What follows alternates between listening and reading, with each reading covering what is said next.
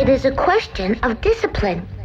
You must see to it that you pull up all the baobabs at the very first moment when they can be distinguished from the At that moment, I was very busy trying to unscrew a bolt that had got stuck in my engine. A sheep, if it eats little bushes, does it eat flowers too? A sheep eats anything it finds in its reach. Even flowers that have thorns? Yes. Then the thorns, what use are they? I was very much worried, and I had so little drinking water left that I had to fear the worst. The thorns, what use are they? The little prince never let go a question once he had asked it. The thorns are of no use at all. Flowers have thorns just for spite. Oh, I don't believe you. I'm frustrated that every time I think about my purpose, I'm ushered away by an inner voice saying, "You do not know. No one really knows why dwell on this thing." Well, I try to find significance every day through action. Sometimes it's by looking ahead and discovering value in preparing for a better life by doing good right now. Sometimes I imagine that faith is still there with me, an idea that was placed in me as a child, accepted on trust and sustained by external pressure. Something that I have been carrying long after the substance of it has left. I haven't abandoned anything. It has just been hollowed out by life. I went on for years without noticing that there wasn't a trace of it left. Other times I believe it's better to stay present and ignore it. Understand that I'm truly living and realizing my potential right now. So what really keeps me going? Very often in our mindless pursuit of a light at the end of a tunnel, we fail to recognize many little beams of light that have already passed us by. I wish I could dream again. I want to see the world the way I wished it looked. Back when I was still wishing for something.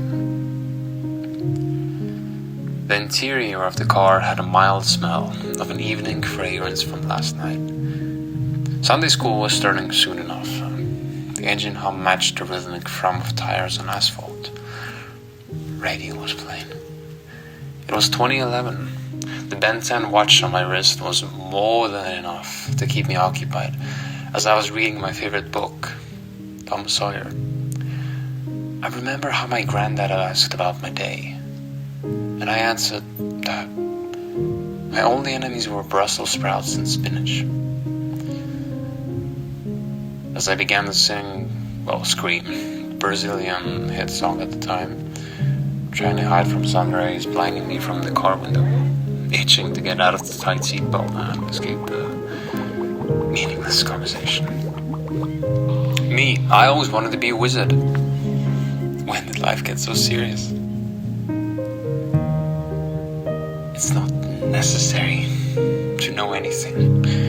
The artist and the poet teach unconsciously. It feels natural to embrace that. Faith in knowledge of poetry and the evolution of life. It is a sort of faith, and I'm one of its priests. I can arrive at this. We live and breathe and make art and seize the day because we are a part of the human race. Our passions define us. And yet, it's not the same as living, to endure, to weather my life away rather than inhabit it. That's not what I want to be on the search for. I hate to see that my life is defined by a word. Progress. I think I'm afraid. I fear feeling isolated in my pursuits. I can't truly replenish myself while hoping to cash in my chips by playing every single hand dealt. A jack of all trades is a master of none, but oftentimes better than a master of one. I scarcely hide my ignorance from others. I love animated films. They offer a sense of security, giving me the choice to actively listen or to passively watch, to scrutinize or merely observe. I enjoy that safety net. that gentle facade and barrier that I may break through or repair whenever I wish. In the pursuit of fulfillment, must someone chase a vision and become something admirable? Would it be enough to just savor the small moments, the connections between people, and thrive on that? It sounds beautifully poetic to me. Occasionally I grow tired of my own ideas. It feels as though they don't fit me.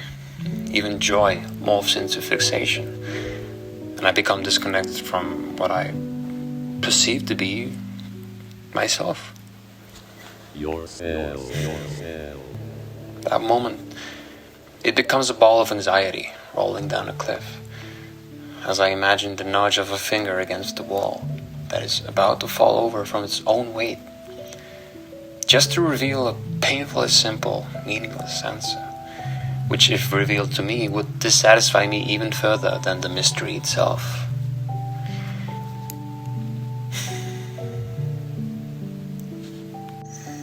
In a way, those consumed by a single pursuit aren't too different from those who are aimlessly searching. Both are uncertain, attempting to fill a void in their minds. Neither one of them is looking up. They are reaching for something that doesn't need a name. I've been waiting for this day my whole life. I thought I'd feel different. Different? How? Like I'd finally arrived somewhere. But instead it just feels the same. That reminds me of a story. A young fish swims up to an older fish and says, "I'm trying to find this thing they call the ocean." And the older fish replies, "The ocean? That's what you're in right now." The young fish looks around and says, This is just water. What I want is the ocean."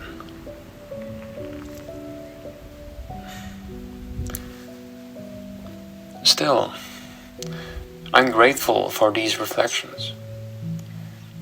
I feel like I owe it, perhaps not to who I am now, but to my past self, to ensure those early hopes don't go to waste, to make sure he knows that he was and still is enough.